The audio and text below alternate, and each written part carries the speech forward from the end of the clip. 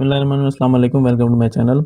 आज का जो हमारा टॉपिक है वो कैनाल पटवारी जॉब्स की प्रिपरेशन और primary secondary health care department में जॉब्स जो आई थी उनके ऑफ़र लेटर के हवाले से है। तो इनके बारे में आपको मुकम्मल तफसील से बताएंगे, तो वीडियो को एंड तक देखिएगा। सबसे पहले बात करते हैं कैनाल पटवारी की जॉब के हवाले से। कैनाल पटवारी की जॉब का आपको जैसे कि पता है कि काफ़ी टाइम हुआ था ये जॉब्स आई हुई हैं, उनका टेस्ट काफ़ी टाइम से डिले हो रहा था। अलावा पास पेपर और उनकी ड्यूटी और पे के हवाले से जो वीडियोज़ हैं वो भी मेरे चैनल पर मौजूद हैं। तो अब इनकी जो है टेस्ट डेट अनाउंस हो गई है, तो वो मैं आपको बता देता हूँ कि जो टेस्ट डेट अनाउंस हुई है वो 29/10/2023 है। मतलब 29 जो है अक्टूबर इनको इनको इस डेट को इनका जो है वो टेस्ट कंडक्ट होगा। लेकिन इसमें अब ये है कि सब जो हैं डिवीज़न डिस्ट्रिक्ट या जहाँ जहाँ पे ये पोस्ट आई थी उन सब का उस डेट को टेस्ट नहीं है। कुछ जो है उनका 29 को है, ये आपकी स्क्रीन पे भी शो हो रहा होगा किस किस का 29 को है। और कुछ ऐसे हैं जैसे कि मुल्तान बखर वगैरह, उनका जो है अभी कोई मतलब शो नहीं हो रहा पोर्टल पे। तो जिनका अभी तक शो नहीं हो रहा उनके बारे में ये है कि उनका जो टेस्ट है वो 5 नवंबर को होगा। काफ़ी ज़्यादा चांसेस हैं कि उनका टेस्ट जो है वो 5 नवंबर को हो जाएगा। और दूसरे एक ये भी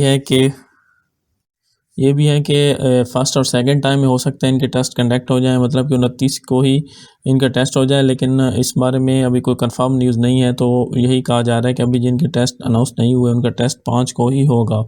बहरहाल इस हवाले से जो भी अपडेट आएगी हम आपके साथ शेयर करेंगे। तो अभी इसके रिटन टेस्ट की बात करते हैं। इनका रिटन टेस्ट पहले होगा, आपको जैसे कि पता है, उसके बाद इनका टाइपिंग टेस्ट होगा। तो टाइपिंग टेस्ट के हवाले से भी हम आपको कंप्लीट गाइडलाइन देंगे। कुछ अर्सा पहले जैसे पुलिस का हुआ था तो उस हवाले से भी मेरी वीडियोज़ जो हैं वो चैनल पर मौजूद हैं। तो इंशाल्लाह जैसे इसका अनाउंस होगा तो रिटन टेस्ट के बाद उस हवाले से भी मैं एक अलग से वीडियो बनाऊंगा। तो इसकी प्रिपरेशन की बात करते हैं। सबसे पहले प्रिपरेशन के हवाले से ये है कि अब इस जॉब का जो टेस्ट है उसमें अब टाइम जो है वो काफ़ी कम रह गया है, 8-10 दिन रह गए हैं। जिनका टेस्ट अनाउंस हो गया है, जिनका भी टेस्ट अनाउंस नहीं हुआ उनके पास तो काफ़ी ज़्यादा टाइम है अभी भी। तो अब जो इस टाइम में जो हो सकता है, आप लोगों ने पहले भी इसकी प्रिपरेशन की होगी, लेकिन जो अभी इसका टाइम है इसमें आपने जो करना है, जो करने वाली चीज़ें हैं वो मैं आपको बता देता हूँ। सबसे पहले जो आपने मोस्ट इम्पॉर्टेंट जो है सबसे पहले आपने करना है वो है पास पेपर करने हैं पीपीएससी के। लेकिन उसके अंदर आपने अब ये करना है कि जो का टाइम कम है तो आपने सारे पास पेपर नहीं करने। आपने ये 2019 और उससे ऑनवर्ड जितने भी हैं, और इनके अंदर स्पेशली 2022 और 2023, क्योंकि 2022 और 23 के अंदर जो है पेपर काफ़ी डिफरेंट आ रहे हैं। पीपीएससी के वैसे पेपर जो है रिपीट होते हैं, लेकिन 22 और 23 के जो हैं ये काफ़ी डिफरेंट पेपर आ रहे हैं। वो भी मैं आप आगे जाके आपको बताऊंगा कि डिफरेंट का मैं आपको आप लोगों को क्यों कह रहा हूँ।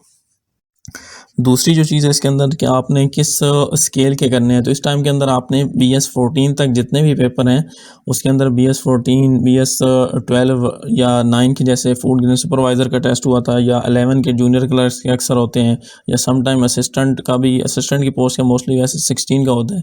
मतलब BS14 तक आपके जितने भी टेस्ट हैं PPSC के हो चुके हैं, तो आपने उनको अच्छी तरीके से प्रिपेयर करना है। उनके क्वेश्चन आपको याद होने चाहिए, क्योंकि मोस्टली आप लोगों की जो जॉब है वो भी 11वें स्केल की है।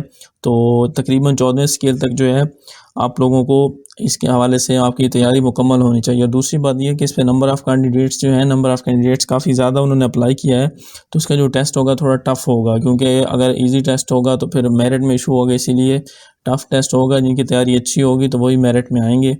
तो इसके अलावा जो दूसरी चीज़ है वो ये है कि आपने इसका जो करंट अफेयर प्रिपेयर करने हैं, मोस्ट रिसेंटली आपने 6 मंथ वाले करने हैं।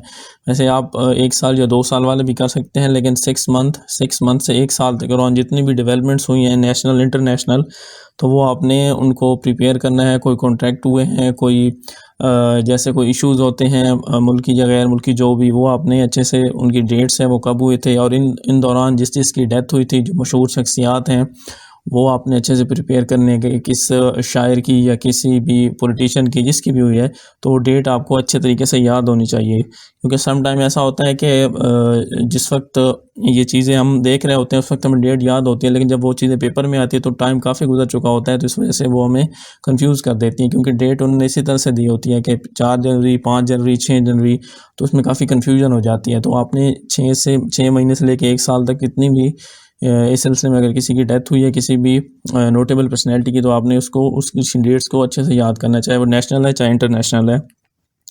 उसके बाद जो आपने जनरल नॉलेज में मेन चीज़ करनी है वो करनी है ये जो लीग्स वगैरह हैं, या ये दूसरी जैसे कि लीग, जैसे मैं आपको मिसाल दूँ, इसकी RCD वगैरह है। आरसीडी वैसे तो 1964 में बनी थी, बाद में उसका नाम इको हो गया था 1985 में। तो इसी तरह ओआईसी है, आरसीडी है, अरब लीग है, जितनी भी है इनकी आपने जो जब ये बनाई गई थी फाउंडेशन, वो आपको याद होना चाहिए कि किस ईयर में, किस डेट में बनाई गई थी। इनका जो हेडक्वार्टर है वो कहाँ पे है, इसके जो मेंबर्स हैं वो कितने हैं, जिस तरह से ये G7, G20, ये इस तरह की जो है, इनमें कौन कौन से कंट्रीज शामिल हैं, इनके हेडक्वार्टर्स कहाँ है, क्योंकि जनरल नॉलेज की ये बेसिक चीज़ें हैं और इनमें से जो आ रही हैं अभी रिसेंटली पेपर में, ये पीपीएससी के पेपर में ये चीज़ें आ रही हैं कि अरब लीग का भी जो 2 हफ्ते पहले पेपर हुआ उसमें अरब लीग का पूछा गया है। इसी तरह इको का भी पूछा गया है, इकोनॉमिक कॉरपोरेशन ऑर्गेनाइजेशन, कि उसके अंदर मेंबर्स कितने हैं, जो 1985 में बनाई गई थी। तो ये जितनी भी अक़वाम मुत्तहिदा या यूनाइटेड नेशंस लेकर जितनी भी इम्पोर्टेंट हैं ऑर्गेनाइजेशन, आपको इस हवाले से मुकम्मल पता होना चाहिए। इसके अलावा जो नेक्स्ट चीज़ है वो ये है जी कि उर्दू और एवरीडे साइंस के हवाले से मैं आपको बता दूं कि पीपीएससी के अंदर पहले उर्दू के जो क्वेश्चन थे वो मोस्टली रिपीट होते थे, मतलब हर पेपर के अंदर वही क्वेश्चन बार बार आ रहे थे उर्दू के। लेकिन अब उर्दू के जिन्होंने एमए उर्दू किया वो उनके लिए तो मे बी थोड़ी बहुत आसानी हो जाए कि उर्दू के जो है वो नए नए सवालात देते हैं। मतलब सवालात तो वही पुराने होते हैं क्योंकि उर्दू की तारीख़ इतनी पुरानी है, लेकिन जो पेपर में बार बार आ रहे थे वो नहीं आते, उनकी जगह पे नए सवालात आते हैं और उनमें अक्सर ऐसे होते हैं जो मुहावरे होते हैं वो भी नए नए होते हैं। तो उनमें रिपीट भी होते हैं, लेकिन रिपीट से ज़्यादा जो है सवालात नए आते हैं। तो इसके लिए आपने 22-23 के जितने भी मॉडल पेपर हैं, आपने वो कम से कम आपको वो उनमें जितने भी पेपर हैं, आप चाहे आप BS 11, 12, 16, 17 वाले भी, आपने जो उर्दू का पोर्शन है वो आपने 2022 और 2023 के जो पास्ट पेपर हैं पीपीएससी के, वहाँ पे जो उर्दू का पोर्शन है आपने सब सवालों को अच्छे से प्रिपेयर करना है। उसके अंदर इतने सवालात कोई नहीं होते, 10 से 15 सवाल होते हैं, तो उसमें आपका इतना टाइम भी नहीं लगेगा। उर्दू के भी और इस्लामियात के भी आपने वहीं से प्रिपेयर करने हैं, क्योंकि इस्लामियात का भी इसी तरह से आ रहा है कि उसके अंदर थोड़ा चेंजेस आ गए। और एवरीडे साइंस के अंदर ये है कि वो आप सवालात पढ़ लें, लेकिन एवरीडे साइंस की जो फील्ड इतनी वसी है और इसके अंदर नई नई चेंजेस भी आती रहती हैं, सवालात तो इसके अंदर वैसे ही चेंज होते रहते हैं। तो बहरहाल ये भी आप कम से कम आपके पास पेपर में आए हुए आपको एवरीडे साइंस के भी क्वेश्चन आने चाहिए। इसके अलावा आप जहाँ से कोशिश करें किसी अच्छी वेबसाइट से एवरीडे साइंस से रिलेटेड क्वेश्चन जितने भी हैं वो पढ़ लें, क्योंकि अक्सर जो मार्जिन होता है स्टूडेंट्स का, कैंडिडेट्स का, नंबरों का जो फ़र्क होता है वो इधर से एवरीडे साइंस में उनका जो है गैप ज़्यादा बन जाता है। उसकी वजह ये है कि एवरीडे साइंस के जो क्वेश्चन है वो ज़्यादा जो है कैंडिडेट्स पर तवज्जो नहीं देते।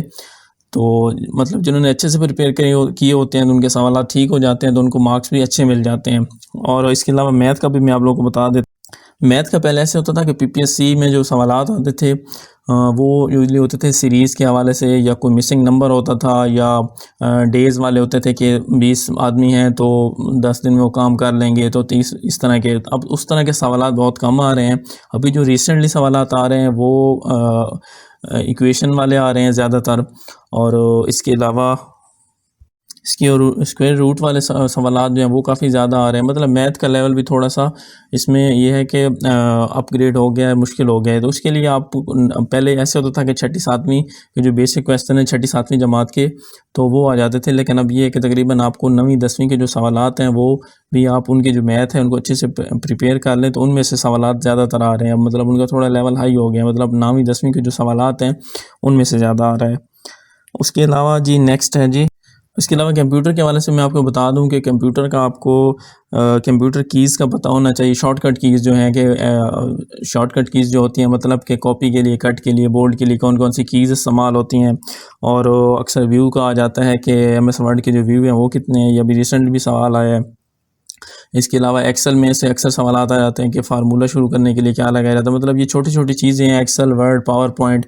तो इसमें अगर आप काम वैसे किसी जगह पे जॉब वगैरह कर रहे हैं या आप काम करते रहते हैं तो आपको थोड़ा आसानी होगी। अगर नहीं भी है तो आप वो एक्सेल को, वर्ड को खोलेंगे, उस पर अपनी प्रैक्टिस करेंगे, वहाँ पे ऑप्शन देखेंगे, तो जैसे जैसे आप देखेंगे आपके सामने चीज़ें वैसे ही क्लियर हो जाएंगी। बाकी इसके अलावा शॉर्टकट कीज़ जो हैं वो आपको याद करनी पड़ेगी।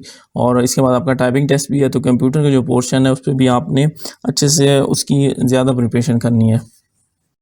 दूसरी जो चीज़ है जी वो मैं आप लोगों से शेयर कर दूं, वो जैसे कि मैंने शुरू में बताया था कि primary secondary health care department में जॉब्स आई थी, admin officer, assistant admin, data entry operator.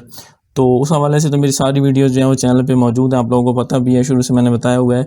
तो उसके अंदर अब ऐसा हुआ है कि मैंने एक आप लोगों से स्केड्यूल शेयर किया था कि फ़लाँ डेट को है जो 9 अक्टूबर को शायद लेटर इशू हो जाएंगे, और इसी तरह करते करते शायद 1 नवंबर को उसके अंदर थी, वो पूरा पैटर्न था, वो मैं भी आप लोगों से शेयर, आपकी स्क्रीन पर शो भी हो रहा होगा।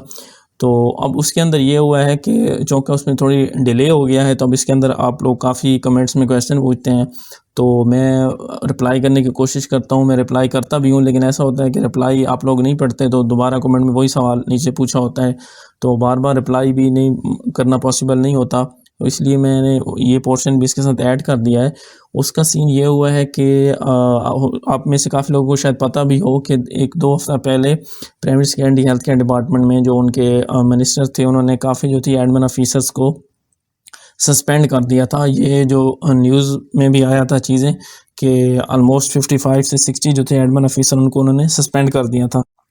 तो फिर उनका जो था थोड़ा इशू चल रहा था डिपार्टमेंट के अंदर, एचआर जो था पूरा मैनेजमेंट का जो था, उनका जो प्रोजेक्ट वाला था, उसी के अंदर बिज़ी था। जो एडमिन ऑफिसर उन्होंने मतलब किए हुए थे, सस्पेंड किए हुए थे, तो उस हवाले से वो काफ़ी बिज़ी था। अगर वो सीन ना होता तो जो एज़ पर स्केड्यूल मैंने बताया था कि वो उसी तरह से 9 को लेटर इशू हो जाने थे और 10 को इसी तरह से, तो अब वो जो है इशू जो है वो सॉर्ट आउट हो गया मुकम्मल तौर पर।